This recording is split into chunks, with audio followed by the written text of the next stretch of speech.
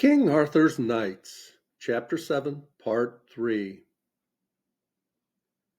I fear not, my daughter, that they will take thy life, she said, but I dread this, that they will destroy thy soul. And Angharad laughed and said, What matter, so it be that I live richly while I live? Nay, nay, said Percival, and in his voice was a great scorn. It is evil to speak thus, and it belies your beauty, fair maiden. Rather a life of poverty than one of shamefulness and dishonor. Thus is it with all good knights and noble dams, and thus was it with our dear Lord. Then turning to the lady, he said, Lady, I think these evil witches will not hurt thee. For the little help that I may give to thee, I will stay this night with thee. After he had prayed at the altar in the ruined chapel of the castle, they led him to a bed in the hall, where he slept. And just before the break of day there came a dreadful outcry with groans and shrieks and terrible screams and moanings, as if all the evil that could be done was being done upon poor wretches out in the dark. Percival leapt from his couch, and with naught upon him but his vest and doublet, he went with his sword in hand to the gate. There he saw two poor serving-men struggling with a hag dressed all in armor. Behind her came 8 others, and their eyes from between the bars of their helms shone with a horrible red fire, and from each point of their armor sparks flashed, and the swords in their grisly hands gleamed with a blue flame, so fierce and so terrible that it scorched the eyes to look upon it. But Percival dashed upon the foremost witch, and with his sword beat her with so great a stroke that she fell to the ground, and the helm on her head was flattened to the likeness of a dish. When she fell, the light of her eyes and her sword went out, and the armor all seemed to wither away, and she was nothing but an old, ugly woman in rags, and she cried out, Thy mercy, good Percival, son of Evroc, and the mercy of heaven. How knowest thou, hag, said he, that I am Percival? By the destiny spun by the powers of the underworld, she said, and the foreknowledge that I should suffer harm from thee. And I knew not that thou wert here, or I and my sisters would have avoided thee. But it is fated, she went on, that thou come with me to learn all that may be learned of the use of arms, for there are none in Britain to compare with us for the knowledge of warfare. Then Percival remembered what he had heard the trolls, the people of the underworld, say, though he did not understand their meaning. The stainless knight, they said, shall gain from evil greater strength, and with it he may confound all evil. If it be thus fated, he said, I will go with thee. But first thou shalt swear that no evil shall happen to the lady of this castle, nor to her daughter, nor to any that belong to them. It shall be so, said the witch, if, when the time comes, thou art strong enough to overcome my power. But if thou failest, Angharad is mine to do with as I will. Then Percival took leave of the lady of the castle of weeds and of Angharad, and the lady thanked him with tears for saving their lives. But the girl was cold and scornful, and said no word of thanks. Then Percival went with the witches to their castle of Glaive. He stayed with them for a year and a day, learning such knowledge of arms and gaining such strength that it was marvel to see the feats which he performed. And while he lived with them, they strove to bend him to their wills, for they saw how great a knight he would become in prowess and in knightly deeds. They tempted him every hour and every day, telling him what earthly power, what riches, and what great dominions would be his, if he would swear fealty to the chief witch, Damna, and fight for her against King Arthur and his proud knights. Percival prayed daily for strength to withstand the poison of their tongues, and evermore he held himself humble and gentle, and thought much of his widowed mother in her lonely home in the northern wastes, and of the promise he had made her. Sometimes he thought of Angharad, how beautiful she was, and how sad it was that she had so cold a heart and was so cruel in her words. Anon, the witch Damna came to him and said that he had now learned all that she could teach him, and he must go and prove himself against greater powers than he had ever yet known. If he prevailed not in that battle, the ladies of the castle of Weeds would become the prey of the witches, and greater power of evil would they have in the world than ever before. Then she gave him a horse and a full suit of black armor. So Percival took the horse and armed himself and rode forth.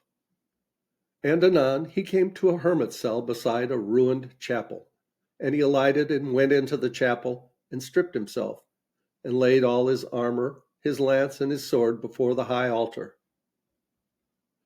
Prayerfully he gave his arms to the service of God, and devoted them one by one to do only knightly and pure deeds, to rescue the oppressed and the weak, to put down the proud, and to cherish the humble.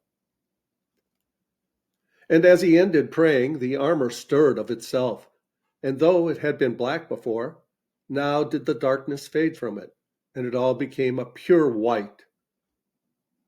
While he marveled, a faint light glowed over the hauberk, helm, shield, sword, and lance, and there was an exceeding sweet savor wafted through the place.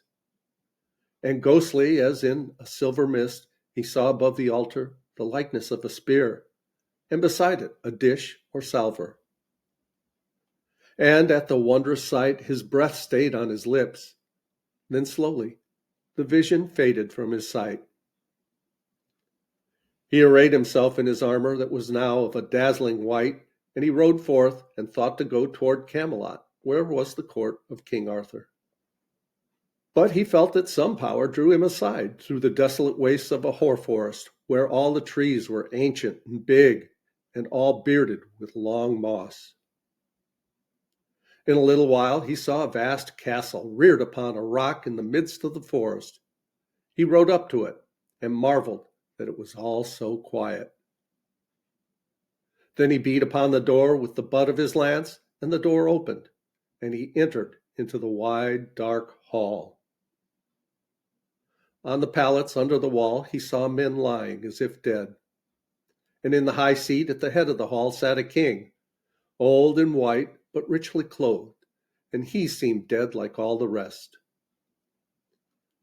All were clad in garments of ancient kind, as if they had lived and died 1,000 years agone, yet had not rotted into dust. On the floor, about the wide heap of ashes where the fire had burned, the hounds still lay as if asleep, and on the posts the hawks sat stiff upon their perches. Much did Percival marvel at this strange sight, but most of all he marveled to see where a shaft of light from a narrow window gleamed across the hall full upon a shield hung on the fire pillar beside the high seat in which the king sat like one dead. Percival caused his horse to pick its way through the hall, and he approached the shield. And he saw that it was of shining white, but whiter than the whiteness of his own, and in the center thereof was a heart. As he sat looking thereat, he marveled to see that the heart seemed to stir as if it were alive, and began to throb and move as if it beat. Then the whiteness of the shield began to dazzle, like to a light that mortal eyes could not bear.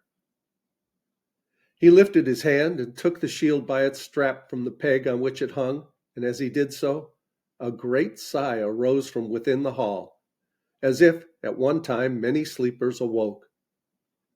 And looking around, he saw how all the men that had seemed dead were now on their knees, with bent heads and folded hands as if in prayer. The king in the high seat stirred and sat upright and looked at Percival with a most sweet smile. "The blessing of God is upon thee, young white knight," said he, And now is my watch and ward all ended, and with these my faithful companions may I go. Tell me, sir, said Percival, what means this? I am Marius, said the king, and I was that Roman soldier who took pity of the gentle Savior dying in his agony upon the road, and I helped to take him from the cross. For my pity did God, whom till then I had not known, deal with me in marvelous wise. And this shield was mine, and a holy hermit in a desert of Syria did bless it, and prophecy concerning it and me. I came to this land of Britain. I came to this land of Britain when it was full of evil men, warring fiercely together, and all in heathen darkness. I preached the word of Christ, I and my fellows that came with me, until the heathens rose up and would slay me. And by that time I was wearied and very old, and wished to die. Yet I sorrowed, wondering whether God would do naught to rescue these people from this slavery to the old evil law. Then a man of God came to me at night, a man of marvel, and he caused this castle to be builded in this ancient wood, and he put my shield upon the post, and bade me and my dear friends sleep. For, said he, thou hast earned thy sleep, and others shall carry on thy work and reveal the mercy of God and his Christ to these poor heathens, and they shall turn to God wholly. And no evil shall be able to break in upon thy repose. But when, in the distant future, men's hearts are turning to evil again, one that is of the 3 white knights shall come and take this shield to ward him in the great battle against evil. Then thou and all that are with thee shall have the restfulness of death thou hast merited. Go then, thou good knight, went on King Marius. Fight the good fight against the thing of evil whom the good man spoke of, and may my shield encompass thee and ever guard thee. Percival took the shield and left his own. Turning, he rode back between the lines of silent forms bent in prayer. He went forth into the forest some little way, and heard from the castle the singing of a joyful hymn. And looking back, he saw that the castle had vanished. But still, above him and about him, was the sound of singing, of a sweetness indescribable, as if they sang who had gained all that they desired. Then Percival rode forward till it was night, but never could he get sight of castle or knight's hold or hermit's cell, where he could be houseled for the night. So he abode in the forest that night, and when he had prayed, he slept beside his good horse until it was day. Just before the dawn he awoke to the sound of great rushing wind all about him. Yet marvel it was to see that the trees in that hoar wood did not wave their branches, but all were still.